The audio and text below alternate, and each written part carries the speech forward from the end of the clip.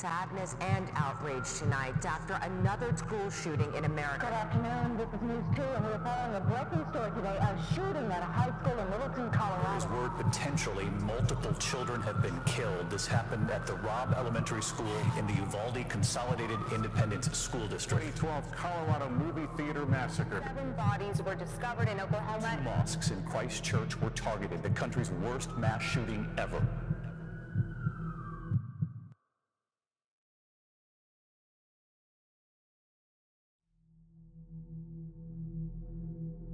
Syed Rizwan Farouk was born in Chicago, Illinois in 1987. He grew up in a Muslim household riddled with abuse. His father, who was described as an alcoholic with suicidal tendencies, would regularly abuse him and his mother. His mother claimed that the kids sometimes had to step in to stop the abuse. Eventually, their parents divorced and went their separate ways. I noticed this is a recurring thing on the channel. Many abuse victims end up becoming monsters. At some point at an early age, he left for California with his mother and siblings, where he would attend high school, where he was described as soft-spoken by a friend. It was also reported that he was not a very popular kid in school. He graduated from high school in 2004 and quickly started attending California State University, and after putting in hard work, he eventually received his bachelor's degree in environmental health. Around this time, he was described as polite and quiet, with no obvious red flags. He's a little bit shy, a little bit withdrawn. He doesn't mix with people easily, said Mustafa Kuko, director of the Islamic Center of Riverside, where Farouk was a regular. He would try to further his education by attending a graduate program for environmental engineering, but for unknown reasons, Farouk never completed the course. He then got a job as a food inspector and continued to be employed there for 5 years. After that job, he was hired as an environmental health specialist trainee and became a permanent employee a month later. From the outside, Farouk seemed normal, but according to his father, he started noticing concerning behavior from Farouk. My son said he shared ISIS leader al-Baghdadi's ideology and supported the creation of the Islamic State. He also claimed his son was obsessed with Israel. Farouk regularly visited Saudi Arabia during this time, and when he was back in the States, he would attend prayers at a local mosque in California, where he kept to himself. Farouk appears to have completely self-radicalized online by watching videos posted by Al-Qaeda. Sometime in 2011 or 2012, Farouk's self-radicalization would escalate to another level. Farouk and his neighbor were reported to have sprung up a few ideas for possible terror attacks. Both of them spent a lot of time together watching and reading radical Islamic content and diving deep into the world of extremism. Their plans were to attack the Riverside City College and to throw pipe bombs onto a nearby freeway to stop traffic. Afterwards, Farouk would move from vehicle to vehicle, shooting the occupants inside of them, while the neighbor fired down from the high ground on the side of the freeway. Nobody knows how close these plans came to actually happening, but it must have come pretty close, because his neighbor actually purchased 2 rifles with the intent to use them in the attacks. After purchasing the weapons, he handed them over to Farouk, and for unknown reasons, maybe a change of heart, began to cut ties with him in 2012. In 2013, Farouk met a young woman online by the name of Tashfeen Malik. The two would email each other back and forth for several weeks until they decided to meet up in person. Farouk traveled to Saudi Arabia and met Malik for the first time. It wasn't very long before the two decided to get married, so Malik applied for a fiancé visa to enter the United States with Farouk. She was accepted and traveled to the US on July 27, 2014. And within a month of being in the United States, Farouk and Malik married only 6 months after meeting in person on August 16, 2014. I strongly believe Malik and Farouk both shared the same extremist views and started planning an attack as soon as the two stepped foot in the United States. There is evidence that suggests that the two were separately self-radicalized before they met. After the shooting, the FBI searched Malik's social media and found early warning signs hidden behind a private setting that dated back before she had met Farouk. This could explain why Malik and Farouk seemed to click so fast. Farouk's online dating profile even expressed his desire to meet someone who, quote, takes her religion very seriously and is always trying to improve her religion. But why would a US citizen turn on his own country? A former co-worker of Farouk said, quote, I let the FBI know that he didn't want to be in the US. He had planned on leaving the United States. There were several occasions where I thought he was going to be leaving the US.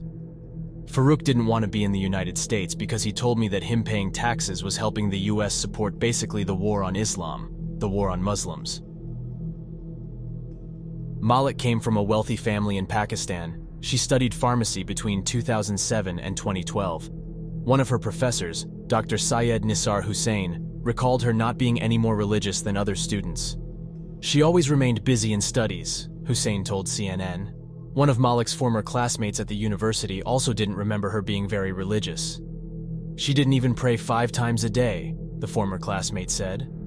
She also attended the Al-Huda International Seminary, a center dedicated to women which taught Quranic studies in a very conservative interpretation of the religion. It is reported to be aligned with the Wahhabi form of Islam, which has been defined as ultra-conservative and fundamentalist, and has been considered an extremist movement. Malik would later drop out of Al-Huda Institute, and a short time later, she met Farouk online. Married and in the States, it's unsure if Farouk and Malik planned this specific attack, or if it was a last-minute sporadic decision. It's blatantly obvious that the two started to obtain the necessary tactical gear and ammunition to pull off an attack. Farouk had legally purchased 2 handguns years prior, and they were already in possession of the illegally purchased rifles the neighbor had handed over, so getting weapons was no problem. They also started making homemade explosives, such as pipe bombs. They even dabbled in making remote control detonators for long-distance bomb triggering. I don't think this attack could have been avoided. I mean, neither Malik or Farouk were on any watch list. Neither had any criminal records, and their antisocial personalities kept anyone they were close to out of reach from the truth. It's very scary what people can keep hidden behind closed doors. But not all doors can hold secrets in. I've read many articles that stated Farouk was very quiet and kept to himself, but I also found out he liked to openly talk about religion, and just 2 weeks before the attack, a coworker recalled that Farouk was arguing that Islam was a peaceful religion with another coworker. So, with conflicting reports, it seems Farouk picked and chose who to be open with. Farouk and Malik, at this time, had a 6-month-old baby daughter, and despite this, chose to go ahead with their plans with the chance of never seeing their daughter again. Did they think they would be rewarded for their actions? Was it worth abandoning their baby daughter? Just a day before the shooting, Farouk visited a local range and practiced his shooting skills in preparation. According to the FBI, Farouk and Malik, under aliases, pledged their allegiances to the leader of ISIS, al-Baghdadi, a few days before the attack. This only came to light afterwards, and if it was caught earlier, it could have foiled their plans and saved many lives. But no, it was only connected to them because the attack happened. On the morning of December 2nd, 2015, Farouk and Malik brought their 6-month-old daughter to Farouk's mother's house because they had a doctor's appointment and asked her to babysit her for them. Unbeknownst to Farouk's mother, there was never a doctor's appointment. Instead, it was the day of their attack. At around 8:30, Farouk and Malik left the house in a black Ford Expedition he rented. They both arrived at Farouk's place of work, the Inland Regional Center, at 8:48 to attend a holiday party and training. Malik stayed in the vehicle while Farouk went inside. At this point, Farouk was dressed casually to draw no attention. He carried with him a backpack that contained 3 pipe bombs that were secured together with an RC remote detonator. He sat at a table with a few co-workers and put his backpack down on top of the table. During his time in the room, a group photo was taken, and in it appeared the monster that hid among them.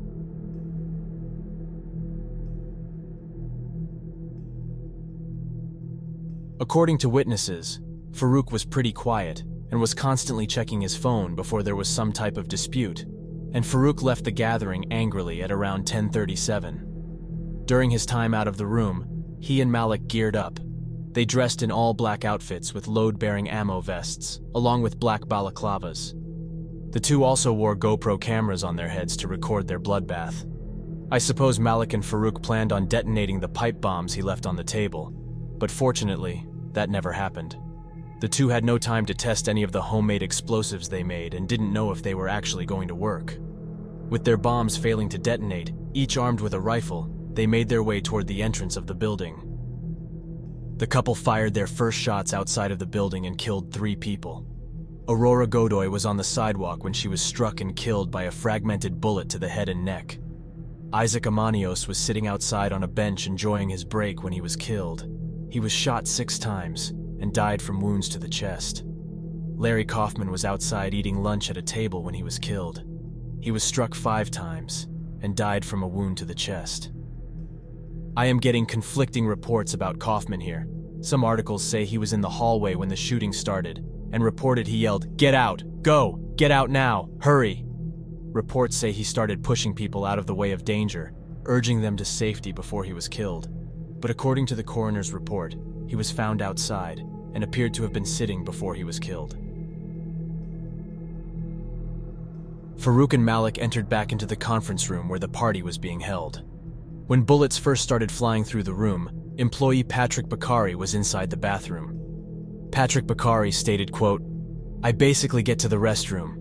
As I'm pulling the paper towels from the dispenser, there's explosions. There's bullets flying through the walls. I look at myself in the mirror and see the blood. I thought somebody booby-trapped the towel dispenser." The occupants of the room reacted as fast as they could, some dropping to the floor and trying to hide, while others dashed for the exit and made their escape. One of the people trapped in the room, Shannon Johnson, shielded his 27-year-old co-worker, Denise Peraza, with his own body and told her, quote, "I got you." Sadly, Shannon was shot 4 times and was killed by a shot to the thigh. He died a hero and successfully shielded Denise Peraza, who survived the attack. Benetta Betbadal was shot 3 times and died from a shot to the abdomen. Harry Bowman was shot 6 times and died from multiple shots to the chest. Yvette Velasco was shot 2 times and died from a shot to the chest. Sierra Claiborne was hit 3 times and died from a shot to the head and abdomen. Robert Adams was hit with 7 bullets and died from a wound to the chest and abdomen. Tin Nguyen was hit with 5 bullets and died from multiple gunshot wounds. Juan Espinoza was hit 5 times and died from multiple shots to the chest. Damian Mines was hit with 7 rounds and died from multiple shots to the chest and abdomen. Michael Wetzel was hit with 5 bullets and died from shots to the chest and abdomen. Nicholas Thalassinos was hit 4 times and died from multiple wounds to the chest. The gunfire caused the sprinkler system to go off, creating a blind haze in the room. Malik and Farouk walked between tables and fired at the people hiding under them, turning to fire at anyone who tried to run. During the shooting, it was reported that 3 men attempted to rush and stop the shooters. The report does not specify names, nor does it say if any survived. These victims had no chance to protect themselves as a result of the callous perpetration of violence, while others heroically sacrificed themselves in an attempt to stop the shooting, U.S. Attorney Eileen Decker said in a statement.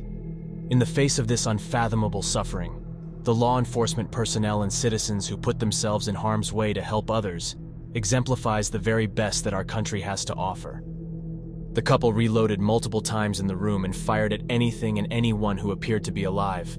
A few minutes into the attack, Malik lowered her weapon and went to social media and publicly pledged her allegiance to the leader of ISIS, al-Baghdadi. The room was filled with smoke and the overpowering smell of gunpowder when Malik and Farouk made their escape. The two exited the building and jumped back into their rental car and sped off. The shooting lasted about 3 minutes and left 14 innocent people dead and 22 others injured. Remember earlier we talked about Farouk having an argument with a fellow co-worker about how Islam was a peaceful religion? Well, it turns out that co-worker was among the victims of the shootings. His name was Nicholas Thalassinos.